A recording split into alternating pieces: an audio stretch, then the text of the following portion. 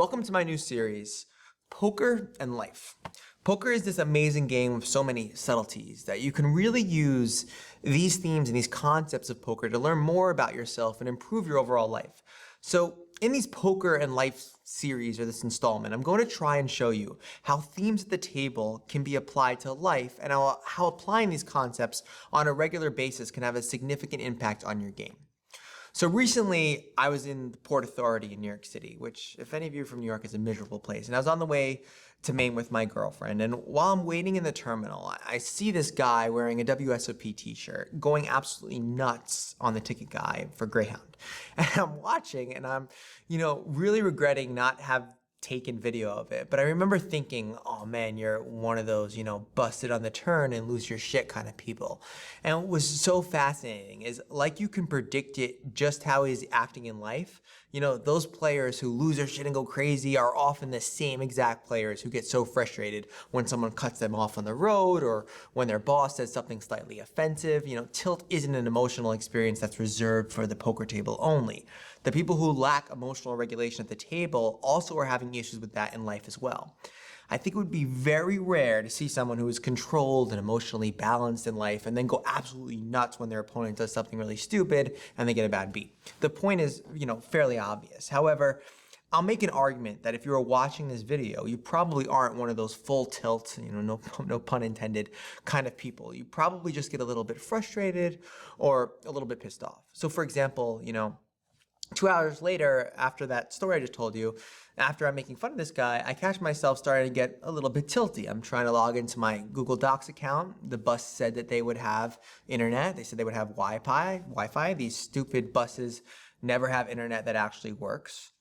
Why do they say internet if they know it doesn't ever work? That sort of thing. I get in my own head about this. Now, I'm not screaming, but I have this internal dialogue where I'm a little bit disappointed or annoyed. That is tilt.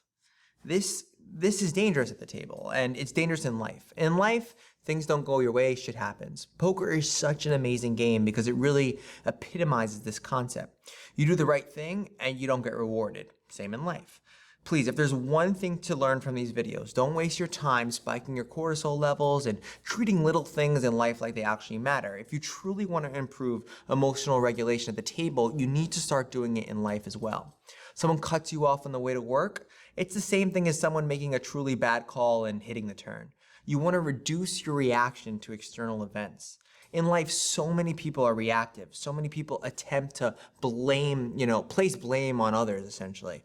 The most effective way to combat tilt in life and tilt at the table is owning it and becoming 100% responsible for your actions.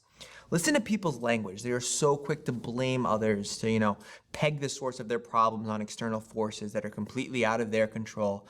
You may not be able to control outcomes, but you can control how you act and respond in any circumstance. And that is the absolute epitome of being a powerful person.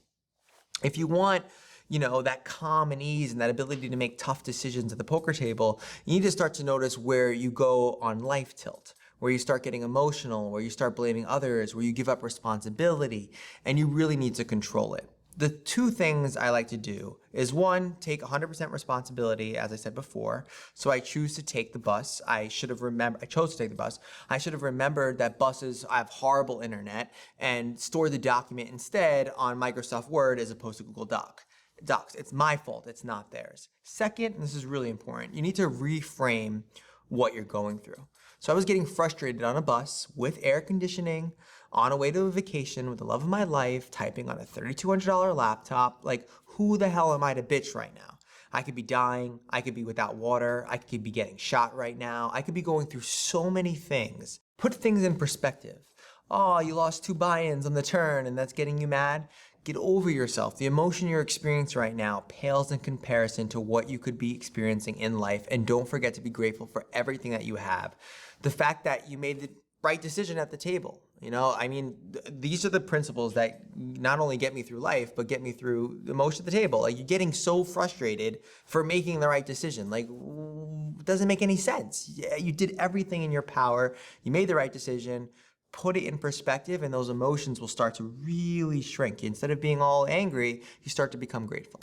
This is all in the domain of emotional intelligence, a topic I talk a lot about at my other company. I'll apply more concepts to poker shortly. More, psychological, emotional concepts. It's really something that most people don't talk about, or if they're talking about it, I don't believe that they're actively applying it. So I'm gonna try to get you guys to do this. Comment below about a time where you've went on life tilt, and maybe give an example of how you could have reduced it using that reframing and 100% responsibility concept I spoke about, right? And also, if you haven't already, make sure you head over to schoolofcards.com/signup. Enter your email for some unreleased content and access to my private and free webinars and some awesome announcements that I haven't spoken about yet. Have you ever been on tilt? Yeah, when I was younger. When I was younger, I used to break keyboards and shit. When I was like 20, be like 20 years old, I'd be playing these like sit and go thing. There's something called sit and go madness on full tilt once, right? What happens is like a I don't know, 72-hour like sit and go event where everybody plays sit and go. There's this leaderboard. And I was obsessed with being, I was stupid. I was obsessed with being like number one on the leaderboard. So I'm crushing the number one on the leaderboard. And I just started losing. Like I have like I don't know, like 16 tables up. It's like, there's 50-50 scenarios where it's like you get all in and you're 50-50 or 60-40 or very close, and you're not supposed to lose one after the other, like they're supposed to even out, and I just keep losing, and I see my name go off the thing. I went nuts. I picked up a keyboard, I threw it, I picked up a cup, I threw it. That's the only time I've ever like really lost my cool. And it's so stupid. I didn't have this. I didn't know this information. Like I didn't know this stuff in life. Like I was like, and no one's there. It's just me breaking shit. Like, well, how does that help? And then you just get more frustrated when you're done and you feel like an idiot. And then I'm like cleaning it up. And then I have to go to I remember I had to get on my bicycle and go to this place on Northern Boulevard to get a new keyboard because I broke the keyboard.